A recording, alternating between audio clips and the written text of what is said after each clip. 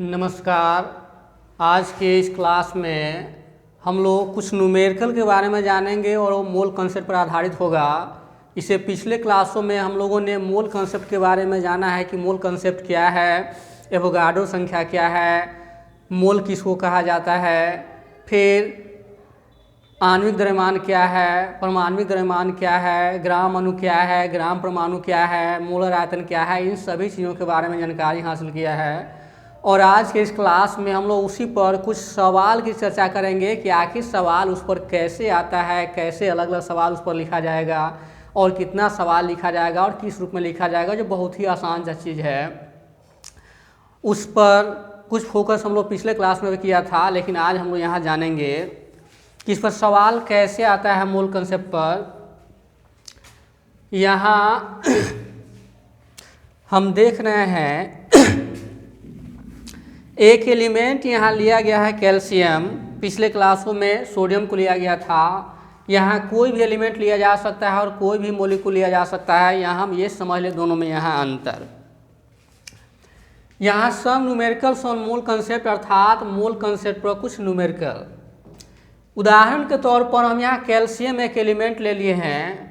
यहाँ sodium, potassium, calcium, lithium कोई भी एलिमेंट लिया जा सकता है जो पीरियोडिक टेबल में दिया हुआ, उसमें से कुछ भी हम ले सकते हैं, या फिर उसके जगह पर कोई हम मॉलिक्यूल भी ले सकते हैं। अगर एलिमेंट की बात करेंगे तो यहाँ एटम लिखेंगे और मॉलिक्यूल की बात करेंगे तो वहाँ पर हम मॉलिक्यूल लिखेंगे। कैल्शियम एक तत्व है जिसका एटॉमिक मास होता है 40 ग्राम, अर्थात 40 AMU एटॉमिक मास यूनिट। इसको हम ग्राम में ले आते हैं तो ये ग्राम एटॉमिक मास हो जाता है। तो यहाँ हम देख रहे हैं कि कैल्शियम का जो एटॉमिक मास वो 40 ग्राम है, तो ये 40 ग्राम कैल्शियम वो 1 मोल होगा और उस 1 मोल कैल्शियम में 6.022 इंटू 10⁻23 एटम जो कैल्शियम का होगा और वो 1 ग्राम एटम कैल्शियम कहलाएगा। ये चारों अपने आप में बराबर होता है, इसमें से कोई एक दिया रहेगा, दूसरे का मान निकालना रहेगा।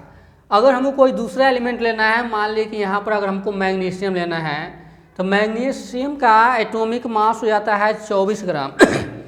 तो ये 24 ग्राम मैग्नीशियम बराबर हो जाएगा 1 मोल मैग्नीशियम। फिर मैग्नीशियम का इतना ही परमाणु होगा और वो 1 ग्राम एटम मैग्नीशियम कहलाएगा। अगर हम यहाँ नाइट्रोजन लेते हैं तो यहाँ नाइट्रोजन का एटॉमिक मास हो जाता है 14 ग्राम, 14 ग्राम। तो 14 ग्राम नाइट्रोजन बराबर 1 मोल नाइट्रोजन कहलाएगा और नाइट्रोजन का इसमें इतना ही परमाणु होगा और वो 1 ग्राम एटम नाइट्रोजन होगा। तो ये तो रही तत्व की बात, एलिमेंट की बात, एटम की बात। अगर हम कोई यौगिक लेते हैं, मान लिए कि अगर हम जल ले लेते हैं तो जल का मोलिकुलर मास होता है 18 ग्राम। तो यहाँ पर लिखेंगे 18 ग्राम वाटर, तो 1 मोल वाटर कहलाएगा और वाटर का इतना ही मॉलिक्यूल होगा। चूँकि वाटर एक मॉलिक्यूल है तो यहाँ एटम की जगह पर यहाँ मॉलिक्यूल हो जाएगा, इतना ही मॉलिक्यूल होगा। अगर कोई आयन रहेगा तो इतना ही आयन उसमें होगा और वो 1 ग्राम मॉलिक्यूल वाटर कहलाएगा। अगर हम अमोनिया मॉलिक्यूल लेते हैं तो अमोनिया मॉलिक्यूल का यहाँ जो मॉलिकुलर मास होगा वो 17 ग्राम ले लेंगे यहाँ। तो 17 ग्राम अमोनिया वो 1 मोल अमोनिया कहलाएगा। फिर अमोनिया का इसमें इतना ही मॉलिक्यूल होगा और वो 1 ग्राम अणु अमोनिया कहलाएगा। तो पहले हम एक तत्व को लेकर के यहाँ देखें कि इस पर कितने सवाल बनेगा, कितने सवाल इस पर लिखा सकता है, किस तरह से सवाल आता है, जो बहुत ही आसान है और वो पूरा जो मोल कंसेप्ट है वो एक ही लाइन में यहाँ क्लियर हो जाता है। तो अब हम यहाँ एक एलिमेंट लिए हैं कैल्शियम, यहाँ पर कोई भी एलिमेंट लिया जा सकता है। तो एलिमेंट लेंगे तो यहाँ एटम की संख्या होगा जो निश्चित है, केवल यहाँ एटॉमिक मास बदलता रहेगा, वो 1 मोल ही होगा और वो 1 ग्राम एटम कहलाएगा। चूँकि जब किसी तत्व के परमाणु भार को हम ग्राम में व्यक्त करते हैं तो ग्राम परमाणु कहलाता है, वही ग्राम परमाणु लिखा है वहाँ पर। अब हमारे पास ये सारा चीज़ है, तो इसमें से अगर ये दिया रहेगा तो ये निकाला जा सकता है, फिर ये दिया रहेगा ये निकाला जा सकता है। अगर हम इसको और इसको लेते हैं तो ये दिया रहेगा तो ये निकल जाएगा और ये दिया रहेगा ये निकल जाएगा। अगर हम ये और ये हमको मालूम है, ये दोनों अगर की बात करें तो अगर ये दिया हुआ है तो ये निकल जाएगा, फिर ये दिया हुआ है ये निकल जाएगा। अगर हम इसको और इसको लेते हैं तो ये दिया हुआ है तो ये निकलेगा और ये दिया हुआ है ये निकलेगा। फिर इसको हम इसको बराबर करते हैं तो ये दिया हुआ है ये निकलेगा और ये दिया हुआ है ये निकलेगा। तो इसमें कितने तरह का सिस्टम यहाँ बन रहा है और कितने तरह का सवाल इस पर आएगा। अगर हम पहले सिस्टम की बात करें, ये दिया हुआ है तो ये निकल जाएगा, वो पहला हो गया एक तरह का सवाल। फिर ये दिया हुआ है ये निकलना है, दूसरी तरह का सवाल हो गया। फिर ये अगर दिया हुआ है ये निकालना है तो तीसरे तरह का सवाल हो जाएगा। फिर ये दिया हुआ है ये निकालना है, वो चौथे तरह का सवाल हो जाएगा। फिर इसकी अगर हम तुलना करें तो ये दिया हुआ है ये निकालना है तो पांचवें तरह का सवाल होगा। अगर ये दिया हुआ है ये निकालना है तो छठे तरह का सवाल होगा। फिर अगर हम इसमें लेते हैं इस दोनों में तो ये दिया हुआ है ये निकालना है वो सातवें तरह का हो जाएगा, ये दिया हुआ है ये निकालना है वो आठवें तरह का हो जाएगा। फिर इसी तरह से हम इसको बराबर कर सकते हैं, इसमें किसी को हम बराबर कर सकते हैं। और ये बात ध्यान रहे कि यहाँ पर हम कोई भी एलिमेंट ले सकते हैं, अगर मॉलिक्यूल है तो वो भी हम ले सकते हैं, लेकिन यहाँ पर एटम्स की जगह वहाँ पर मॉलिक्यूल हो जाएगा, बाकी सब सेम रहेगा। यहाँ एटम की जगह पर मॉलिक्यूल हो जाएगा। तो अब यहाँ कुछ हम सवाल अगर अपने से लेते हैं और वो किस तरह का सवाल होगा। जैसे 40 ग्राम कैल्शियम 1 मोल होता है तो पूछा जाएगा कि 80 ग्राम कैल्शियम में कितना मोल होगा, 100 ग्राम कैल्शियम में कितना मोल होगा, 50 ग्राम कैल्शियम में कितना मोल होगा, 2.5 ग्राम कैल्शियम में कितना मोल होगा। वो सब अलग अलग तरह के सवाल होगा। या 200 ग्राम कैल्शियम में मोलों की संख्या निर्धारित करें, या 200 ग्राम कैल्शियम में मोलों की संख्या निकाले, या 200 ग्राम कैल्शियम मोलों की संख्या की गणना करें। इस तरह से वो अलग अलग सवाल होंगे। तो हम मान लेते हैं कि 100 ग्राम कैल्शियम में हमको मोल की संख्या निकालना है। तो यहाँ पर हम लिख सकते हैं calculate the number of moles present in 100 gram of calcium. ये क्वेश्चन हो गया। Calculate the number of moles present in 100 gram of calcium, अर्थात कैल्शियम के 100 ग्राम में मोलों की संख्या की गणना करें या मोलों की संख्या निकाले। वही चीज़ हुआ। तो अब हम यहाँ ये दोनों को लेके चलेंगे। चूँकि हमको यहाँ 100 ग्राम दिया हुआ है, यानी कि ये दिया हुआ है, हमको यहाँ मोल निकालना है, इसका मतलब ये निकालना है। कहने का मतलब ये हुआ कि ये दिया हुआ है और ये निकालना है कितना में, तो वो 100 ग्राम कैल्शियम में। यहाँ हम देख रहे हैं कि 40 ग्राम कैल्शियम में 1 मोल होता है, तो फिर 100 ग्राम में कितना होगा निकल जाएगा एक एक नियम के द्वारा। तो यहाँ पर हम लिखेंगे चूँकि 40 ग्राम ऑफ कैल्शियम कंटेन्स 1 मोल, यानी 40 ग्राम कैल्शियम में 1 मोल होता है, इसलिए 1 ग्राम कैल्शियम हो जाएगा 1/40 मोल हो गया।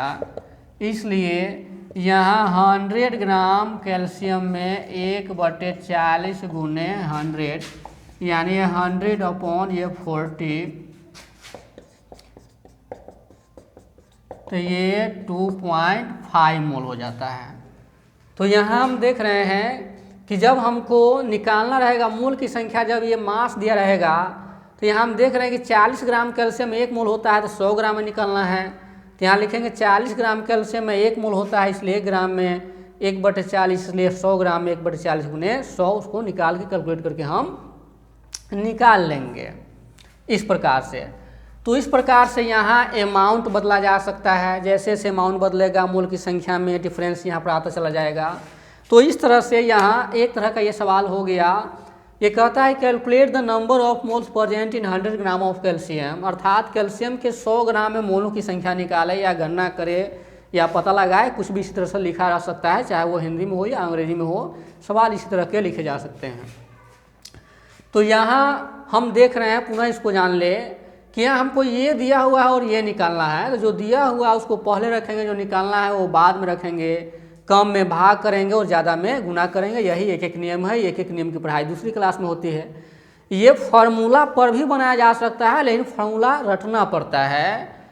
और ये कह देना हम चाहते हैं कि जो चीज़ रटा नहीं जा सकता उसको नहीं रटा जा सकता है।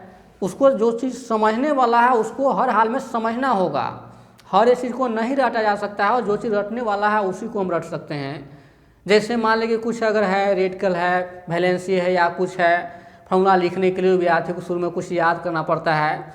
लेकिन यहाँ हम देख रहे हैं कि ये मैथमेटिक्स है, यहाँ समझना सबसे ज़्यादा जरूरी है। अगर इस पर फॉर्मूला लिखा जाएगा तो फॉर्मूला 50 को हो जाएगा और विद्यार्थी रटता रहता है। अगर मान लीजिए कि फॉर्मूला जिस समय दिमाग में नहीं है तो उसको नहीं बनेगा, तो ये हो जाता है। तो यहाँ ये चीज़ समझना है, जो एक एक नियम के आधार पर आसानी से बन जाता है। और एक एक नियम क्या है ये थोड़ा जान लेना है। एक एक नियम की पढ़ाई दूसरे क्लास से ही शुरू होता है। वो ये कहता है कि जो दिया हुआ है वो पहले रखेंगे, जो निकालना है उसको बाद में रखेंगे। कम है तो उसमें भाग करेंगे, कम करना है तो ज़्यादा करना है तो उसमें गुना करेंगे। यहाँ हम देख रहे हैं कि 100 ग्राम कैल्शियम में हमको मोल की संख्या निकालना है, तो मोल की संख्या को हम अंत में रखेंगे। यहाँ लिखा गया है 40 gram of calcium contains 1 mole, therefore 1 gram of calcium contain 1/14, इसलिए 100 ग्राम ऑफ कैल्शियम 1/14 इंटू 100 उसको कैलकुलेट करके लिख देंगे तो वो 2.5 मोल निकल गया। फिर कहेगा calculate the number of mole present in 200 ग्राम, तो यहाँ लिखेंगे 200 ग्राम। 300 में कहेगा 300 ग्राम, 2.5 ग्राम में कहेगा 2.5 ग्राम। तो ये इस तरह से यहाँ हो जाता है। फिर हम अगले सवाल पर चले कि इसमें अगला सवाल किस तरह से लिखा जा सकता है। यहाँ हमको ये ध्यान देना है कि यहाँ हम कैल्शियम एक उदाहरण के तौर पर लिए हैं। यहाँ कोई भी एलिमेंट लिया जा सकता है और कोई भी मॉलिक्यूल लिया जा सकता है। यहाँ सिस्टम सब सेम ही रहेगा और इसी का नाम है मोल कंसेप्ट, जो काफ़ी आसान है। फिर ये दिया था तो ये निकल गया। अगर ये दिया हुआ है ये निकलेगा तो हम दूसरे सवाल को हम लिख सकते हैं कि यहाँ मोल की संख्या निकालना था। यहाँ हमको अगर हमको ये मास इसका निकालना रहेगा तो यहाँ पर रहेगा अगर calculate the mass of calcium present in 5 moles of calcium. यहाँ कह रहा है calculate the mass of calcium present in 5 moles of calcium, अर्थात कैल्शियम के 5 मोल में कैल्शियम का कितना मास होगा ये निकालने के लिए कह रहा है। तो यहाँ हम देख रहे हैं कि ये दिया हुआ है और ये निकालना है। तो 1 मोल में यहाँ 40 ग्राम है तो 5 मोल में हो जाएगा, 5 से गुना हो जाएगा। तो यहाँ पर हम लिखेंगे चूँकि 1 मोल ऑफ कैल्शियम ये होता है 40 ग्राम, इसलिए 5 मोल्स ऑफ कैल्शियम हो जाएगा 5 × 40 हो जाएगा 200 ग्राम। यही इसका आंसर हो जाएगा। तो इसी तरह से यहाँ अगर ये दिया हुआ है तो ये निकाला जा सकता है और ये दिया हुआ है ये निकाला जा सकता है। तो ये दूसरे तरह का ये सवाल हो गया। इस पर जैसे जैसे अमाउंट बदलेगा, मोल की संख्या बदलेगा, वैसे वैसे वो सवाल अलग अलग होता चला जाएगा। अगर यहाँ पर कहता अगर मैग्नीशियम है तो यहाँ पर 24 ग्राम लिखते। 24 ग्राम मैग्नीशियम, यहाँ 1 मोल मैग्नीशियम होता और मैग्नीशियम का इसमें इतना ही परमाणु होता और वो 1 ग्राम एटम मैग्नीशियम कहलाता। ये है। फिर हम अलग तरह के फिर सवाल इस पर देखें कि अब फिर इस पर कितने तरह के अलग अलग सवाल बन सकता है। हम इसको लिए, इसको निकालना था, फिर ये दिया हुआ है इसको निकालना था। 2 काम हम लोग कर चुके। अब हम मान लेते हैं कि ये और ये हमको करना है, यानी ये दिया हुआ है ये निकालना है। कहने का मतलब ये हुआ कि कैल्शियम का मास दिया हुआ है, कैल्शियम के परमाणु की संख्या में कैलकुलेट करना है। फिर वो तीसरा सवाल क्या कहता है कि calculate the number of atoms present in 100 gram of calcium, अर्थात कैल्शियम के 100 ग्राम में परमाणुओं की संख्या की गणना करें या परमाणु की संख्या कितनी है। यानी कैल्शियम के 100 ग्राम में कितना परमाणु है। कहने का मतलब ये हुआ कि ये दिया हुआ है ये हमको निकालना है, तो फिर इसको हम पहले रखेंगे इसको बाद में रखेंगे। तो यहाँ हम लिखेंगे कि 40 ग्राम कैल्शियम में इतना परमाणु है तो 100 ग्राम आसानी से निकल जाएगा। यहाँ पर हम लिखेंगे क्योंकि 40 gram of calcium contains 6.022 into 10⁻23 atoms of calcium. अर्थात कैल्शियम के 40 ग्राम में 6.022 इंटू 10⁻23 परमाणु है कैल्शियम का। चूँकि यहाँ ये क्लियर है इसी लाइन में, इसलिए 1 ग्राम में अर्थात कम में हम भाग करेंगे तो ये 6.022 इंटू 10⁻23 ये एवोगाड्रो संख्या है, ये 40 हो जाएगा। इतना कैल्शियम का आइटम हो जाएगा। फिर कितना में 100 ग्राम में कह रहा है, अगर 200 ग्राम में कहेगा तो यहाँ 200 ग्राम लिखेंगे। तो यहाँ 6.022 इंटू 10⁻23 अपॉन 40 इंटू 100। अब इसको कैलकुलेट हम कर देंगे। ये 0 से 0 कैंसिल हो गया, ये पावर इसमें एक जुट जाएगा, भाग दे देंगे और फिर उसको साइंटिफिक नोटेशन में बैक कर देंगे। चूँकि फिजिक्स और केमिस्ट्री में अगर हम कोई भी कैलकुलेशन करते हैं तो हमको साइंटिफिक नोटेशन में लास्ट आंसर लाना होता है, जिसको वैज्ञानिक संकेतन कहा जाता है। वो भी एक इस चैप्टर में एक टॉपिक पढ़ना है, साइंटिफिक नोटेशन, जो 11th क्लास के पहले यूनिट जिसका नाम है some basic concept of chemistry, और वही चल रहा है और समाप्ति की ओर है। उसमें एक टॉपिक वैज्ञानिक संकेतन भी पढ़ना है। इसके बाद हम जस्ट वो क्लियर करते हैं, है बहुत हल्का चीज़ है। तो ये कैलकुलेट कर देंगे, उसको साइंटिफिक नोटेशन में ला देंगे तो हमारा आंसर उसका निकल जाएगा। तो इस तरह से हम देख रहे हैं कि ये दिया हुआ है तो ये निकल गया। अगर हमको 200 ग्राम में कहेगा तो यहाँ गुना 200 लिखेंगे, 2.5 ग्राम कहेगा 2.5 ग्राम लिखेंगे, जितना अमाउंट कहेंगे उतना हम यहाँ लिख देंगे। तो इस तरह से ये क्लियर हो जाता है। इस तरह से जैसे जैसे हम यहाँ अमाउंट को चेंज करते रहेंगे वैसे वैसे अलग अलग सवाल यहाँ पर तैयार होता रहेगा। थोड़ा सा हम यहाँ साइंटिफिक नोटेशन जान लेते हैं, क्योंकि यहाँ पर हमको जब कैलकुलेट करेंगे, मल्टीप्लाई करके जब डिवाइड करेंगे तो हमको वहाँ वैज्ञानिक संकेतन में लाना है, साइंटिफिक नोटेशन में। तो उसका हम एक एग्जाम्पल ले लेते हैं साइंटिफिक नोटेशन का। मान लीजिए कैलकुलेट करने के बाद हमको ये वैल्यू आ गया, ये वैल्यू आ गया, तो इसको हमको साइंटिफिक नोटेशन में कैसे व्यक्त करना है। साइंटिफिक नोटेशन का मतलब होता है कि दशमलव से पहले एक अंक हो और वो 10 के घात में हो, 10 के पावर में हो, उसको वैज्ञानिक संकेतन के रूप में उसको कहा जाता है और साधारणतः हमको उस रूप में लाना होता है। यहाँ हम देख रहे हैं कि दशमलव के बाद यहाँ 2 अंक है, या दशमलव से पहले यहाँ 3 अंक है। तो इस डेसिमल को हमको यहाँ लाना है, बाईं तरफ लाना है। तो चूंकि हमको इसको बाईं तरफ लाना है तो यहाँ 2 अंक बाईं ओर लाना है, जिसमें 100 से भाग करेंगे। तो यहाँ लिखेंगे बटे 100 कर दिए। जैसे मान लीजिए दशमलव को हमको यहाँ लाना है तो 2 अंक हमको बाईं ओर लाना है तो हम 100 से भाग देंगे। अगर 3 अंक लाना होगा तो हमको 1000 से भाग करना होगा, 4 अंक लाना होगा तो 10,000 से भाग करना होगा। इसी तरह से जीरो शुभ बैठते अलग अलग चला जाएगा। अब हम डायरेक्ट इसको बराबर नहीं लिख सकते, चूँकि हम यहाँ 100 से जब भाग किए हैं तो यहाँ 100 से हमको गुना भी करना पड़ेगा। चूँकि 100 से 100 ये कैंसिल हो जाएगा तो इसके मान में कोई फर्क नहीं पड़ना चाहिए, ये ध्यान हमको रखना होगा। फिर प्रश्न उठता है कि आखिर हम करेंगे ऐसा क्यों, हम फायदे के लिए करेंगे। जब हमको इसको काटना ही था तो ऐसा लिखते क्यों, इसको लिख करके हमको थोड़ा उससे अलग फ़ायदा लेना है। तो यहाँ वैज्ञानिक संकेतन का मतलब हो जाता है कि दशमलव से पहले केवल एक अंक होना चाहिए, वो 10 के घात में होना चाहिए। तो ये दशमलव यहाँ है तो हमको 2 अंक बाईं ओर लाना है। तो 2 अंक बाईं ओर लाने के लिए हम 100 से भाग दिए, तो 100 से भाग देते हैं, 100 से गुना करेंगे, इसके मान में कोई फर्क नहीं पड़ना चाहिए, नहीं बराबर आना चाहिए। जब 100 से डिवाइड कर दिए तो यहाँ 4.2342 आ गया।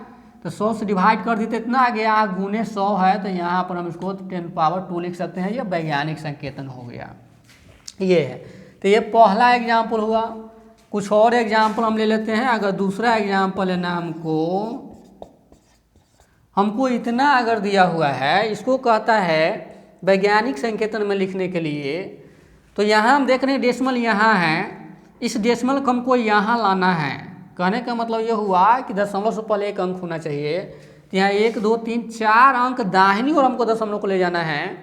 तो जब दाहिनी ओर 4 अंक को ले जाना है तो हमको 1000 से गुना 10,000 से गुना करना पड़ेगा। यहाँ इसको हमको इधर लाने के लिए क्या करेंगे, 0.00432 में हम गुना करेंगे 10,000 से। चूँकि हमको 1 2 3 4 अंक लाना है तो एक बार 4 की जोर से गुना करेंगे 10,000 से, तो 10,000 से गुना किए तो 10,000 से हम भाग भी करेंगे, क्योंकि इससे ये कैंसिल होगा तो इसके मान में कोई फर्क नहीं पड़ेगा, वो बराबर होना चाहिए और हमको फ़ायदा आगे मिल जाता है। तो जब इसे हम गुना कर दिए तो ये 4.32 आ गया, ये डेसिमल यहाँ पर आ गया, इससे मल्टीप्लाई हुआ तो, और नीचे बच गया यहाँ 10,000। तो इसको हम लिख सकते हैं 4.32 इंटू ये 10⁴ है तो ऊपर जाएगा तो ये -4 हो जाएगा।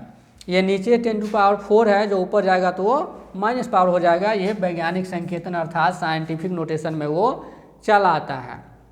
तो इस तरह से ऐसा कैलकुलेशन करेंगे तो हमको जो फाइनल जो रिजल्ट होगा उसको हम इस रूप में ला देंगे। यहाँ पर 2 एग्जाम्पल दिया हुआ है और ये समझने के लिए 2 एग्जाम्पल पर्याप्त है और ये कोई छोटी मोटी चीज़ नहीं है, क्योंकि ये 11th क्लास का एक टॉपिक जो पहले यूनिट में है वो एक टॉपिक के रूप में दिया हुआ है साइंटिफिक नोटेशन जानने के लिए, पढ़ने के लिए। इसलिए यहाँ पर ये चीज़ जान लेना जरूरी हो जाता है, यहाँ ये भी क्लियर हो जाता है और एक टॉपिक भी इसका पूरा हो जाता है। तो फिर अभी हम लोग जानेंगे साइंटिफिक नोटेशन में कैसे व्यक्त करते हैं ऐसा सभी कैलकुलेशन को। फिर यहाँ अब हम लोग यहाँ अगले सवाल पर चलेंगे कि इसे कैसे और सवाल बनेगा। अभी ये दिया हुआ था तो ये निकाले हैं, अब ये दिया रहेगा तो ये कैसे निकलेगा। अब कहेगा कि अगर चौथे सवाल को हम लिखते हैं तो यहाँ लिखेंगे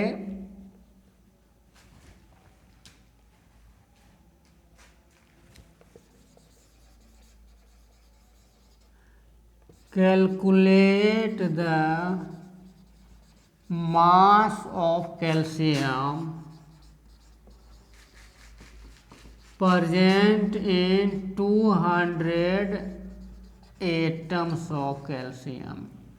calculate the mass of calcium यानी कैल्शियम के मास की गणना करें जो 200 एटम में उपस्थित है, या कह सकते हैं कि what is the mass of 200 atoms of calcium. इसी को हम लिख सकते हैं what is the mass of 200 atoms of calcium. ये दोनों एक ही चीज़ है, क्योंकि हम दोनों इसलिए लिखे हैं कि सवाल अलग अलग रूपों में लिखा हो सकता है, लेकिन ज़्यादा बेहतर यहाँ नीचे वाला लग रहा है, what is the mass of 200 atoms of calcium, या calculate the mass of calcium present in 200 atoms of calcium. तो यहाँ हम देख रहे हैं कि हमको ये दिया हुआ है और ये निकालना है, तो इसको हम पहले रखेंगे, इसको बाद में लिखेंगे, इसी के सहायता लेंगे।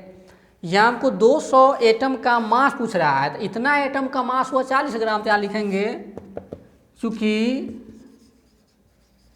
Mass of 6.022 into 10⁻23 atoms of calcium बराबर हो गया 40 ग्राम। जस्ट इसी को मैंने लिखा और हमको निकालना है जिसको उसको अंत में रखेंगे, चूँकि हमको मास निकालना था मास को अंत में रखेंगे। तो यहाँ हम देख रहे हैं कि कैल्शियम के इतना एटम का मास है 40 ग्राम, तो वही लिखेंगे मास ऑफ इतना एटम्स ऑफ कैल्शियम बराबर 40 ग्राम। इसलिए mass of 1 atom of calcium हो जाएगा ये 40/6.022 इंटू 10⁻23 इतना ग्राम हो गया। अब कहता है कितना 200 एटम का, इसे लिखेंगे 200 एटम का मास हो जाएगा 40/6.022 इंटू 10⁻23 इंटू 200। अब इसको कैलकुलेट करके इसको साइंटिफिक नोटेशन में ला देंगे। अभी हमने साइंटिफिक नोटेशन कैसे लिखा जाता है जस्ट 2 मिनट पहले बताया, ठीक उसी का सहारा लेंगे और जो नीचे 10 का जो घात बचेगा उसको ऊपर ले जाएंगे तो माइनस हो जाएगा, उसको कैलकुलेट करके फिर साइंटिफिक नोटेशन में ला देंगे। अर्थात दशमलव से पहले एक अंक होना चाहिए और वो 10 के पावर में होना चाहिए। अब चूँकि यहाँ चूँकि समय का अभाव होता है, इतना विद्यार्थी अपनी कैलकुलेशन कर सकता है, इसलिए इसको हम यहाँ पर छोड़ देते हैं। तो ये अलग तरह का ये हो गया। फिर अब यहाँ हम देखेंगे कि फिर इससे अलग सिस्टम में कैसे सवाल बनेगा। अब यहाँ हम लोग देखेंगे कि अगर ये दिया हुआ है तो ये कैसे निकलेगा, ये दिया हुआ है तो ये कैसे निकलेगा।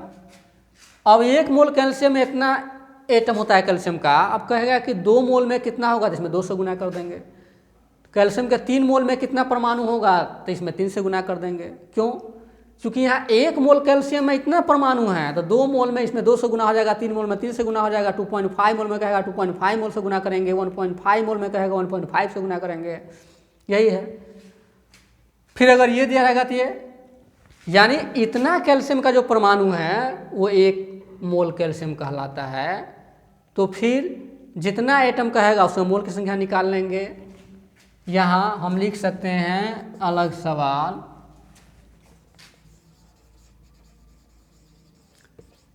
Calculate the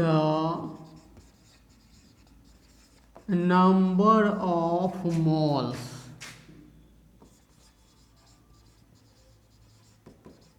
present in 150 atoms, 150 atoms of calcium। अर्थात 150 कैल्शियम के परमाणु में मोल की संख्या कितना होगा, अर्थात कहने का मतलब यह हुआ कि कैल्शियम के 150 परमाणु में कितना मोल होगा। इतना परमाणु जो कैल्शियम का है 6.022 इंटू 10⁻23 उसमें 1 मोल होता है। तो चूंकि हमको मोल निकालना है तो मोल को अंत में रखेंगे। यहाँ पर लेंगे चूंकि 6.022 इंटू 10⁻23 एटम्स ऑफ कैल्शियम बराबर 1 मोल कैल्शियम हो गया। इसलिए एक एटम में कितना मोल होगा, 1/6.022 इंटू 10⁻23। इसलिए कितना में 150 एटम में 150 एटम में हो जाएगा 1/6.022 इंटू 10⁻23 इंटू 150। फिर इसको कैलकुलेट कर करके साइंटिफिक नोटेशन में ला देंगे। तो ये आंसर निकल जाता है। तो इस तरह से हम देख रहे हैं कि यहाँ कैल्शियम को लेकर के एक एग्जाम्पल लिया गया है। कैल्शियम के बदले में हम कोई भी एलिमेंट ले सकते हैं और जो एलिमेंट लेंगे उसका एटॉमिक मास वहाँ पर लिख देंगे, वो सब 1 मोल के बराबर होगा, उसमें उतना ही परमाणु होगा, परमाणु की संख्या होगा। पुनः हम लोग यहाँ समझ ले कि अगर हमको यहाँ पर कोई दूसरा एलिमेंट दिया हुआ है, अगर कार्बन दिया हुआ है, तो कार्बन का एटॉमिक मास अगर हम 12 लेते हैं तो 12 ग्राम कार्बन 1 मोल कार्बन हो जाएगा, उसमें कार्बन का इतना परमाणु होगा और 1 ग्राम एटम कार्बन होगा। अगर मान लेते हैं यहाँ पर हमको ऑक्सीजन एटम लेना है, तो यहाँ पर ले लेंगे ऑक्सीजन का 16 ले लेंगे, तो वो 1 मोल ऑक्सीजन होगा, ऑक्सीजन का इतना परमाणु होगा और 1 ग्राम परमाणु ऑक्सीजन का होगा। इस तरह से ये सभी एलिमेंट के केस में है, परमाणु के केस में है। अगर हम इसमें कोई अणु भी अगर ले लेते हैं यहाँ पर, तो ठीक इसी प्रकार से होगा। यहाँ पर हम कुछ मॉलिक्यूल ले लेंगे, ठीक इसी प्रकार से परिवर्तन क्या होगा, तो यहाँ एटम्स के जगह पर यहाँ मॉलिक्यूल की संख्या हो जाएगा। जैसे हम यहाँ मॉलिक्यूल लेते हैं एक एग्जाम्पल के तौर पर यहाँ वाटर का, तो यहाँ मोलिकुलर मास ऑफ H2O ये 18 ग्राम हुआ, ये ग्राम मोलिकुलर मास हुआ। अब जिस तरह से हम लोगों ने पहले देखा कि 40 ग्राम कैल्शियम 1 मोल कैल्शियम होता था, उसमें 6.022 इंटू 10⁻23 परमाणु होता था कैल्शियम का, और वो 1 ग्राम परमाणु कैल्शियम कहलाता था। ठीक उसी प्रकार से यहाँ लिखेंगे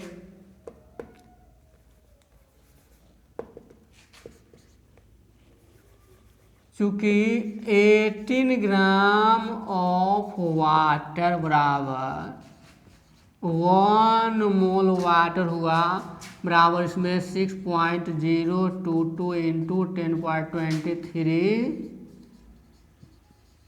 मॉलिक्यूल्स ऑफ वाटर बराबर 1 ग्राम मॉलिक्यूल H2O होगा। ठीक उसी प्रकार से जस्ट अभी हम लोगों ने एलिमेंट के केस में पढ़ा, ठीक वही चीज़ें यहाँ लागू होगी। यहाँ अंतर केवल इतना है कि वहाँ एटम्स के जगह पर मॉलिक्यूल हो गया है। अगर ये दिया रहेगा तो ये निकल जाएगा, ये दिया रहेगा ये निकल जाएगा, फिर ये दिया रहेगा ये निकल जाएगा, ये दिया रहेगा ये निकल जाएगा, ये दिया रहेगा ये निकलेगा और ये दिया है ये निकलेगा। ठीक उसी प्रकार से जैसे हम मान लेते हैं कि 36 ग्राम वाटर में कितना मोल होगा, तो ये दिया हुआ ये निकालना है। तो यहाँ 18 ग्राम वाटर 1 मोल है तो 36 ग्राम वाटर हो जाएगा 2 मोल हो जाएगा। एक एक नंबर कैसे बैठाएंगे, यहाँ लिखेंगे चूंकि 18 gram of water contain 1 mole, that is 1 gram of water 1/18 mole, that is 36 gram of water contain 1/18 into 36। तो इस तरह से हम एक एक नींबू बिठा करके उसको हम लिख सकते हैं। जैसे यहाँ पे कुछ और सवाल हम ले लेते हैं। इस पर कहेगा कि calculate the molecules present in 100 gram of water, अर्थात जल के 100 ग्राम में कितना परमाणु अणु की संख्या है। तो यहाँ ये दिया हुआ है, हमको ये निकालना है, ये दिया है ये निकालना है। तो यहाँ लिखेंगे चूँकि 18 gram of water contains 6.022 into 10⁻23 मोलिकूल्स, अर्थात जल का 18 ग्राम में इतना मोलिकुल है, इसलिए 1 ग्राम में 6.022 इंटू 10⁻23/18, इसलिए कितना ग्राम में कर रहा है 100 ग्राम में। तो यहाँ 100 ग्राम में निकालेंगे, 100 ग्राम में निकालेंगे, 100 से गुना हो जाएगा। इसको कैलकुलेट कर करके हम साइंटिफिक नोटेशन में ला देंगे। तो यहाँ मैंने केवल 2 एग्जाम्पल लिया है और इससे पहले एलिमेंट में 5-6 एग्जाम्पल लिया। ठीक वही चीज़ें सभी में लागू होगी। और एक चीज़ यहाँ ये जान लेने की जरूरी है कि ये मोलिकुल है, मोलिकुल की संख्या मिलियनों में है और यहाँ मिलियनों चीज़ को हम लिख सकते हैं। और केवल एक पर अगर सवाल लिखते हैं तो उतना मिलियन सवाल बन जाता है। अगर एलिमेंट की संख्या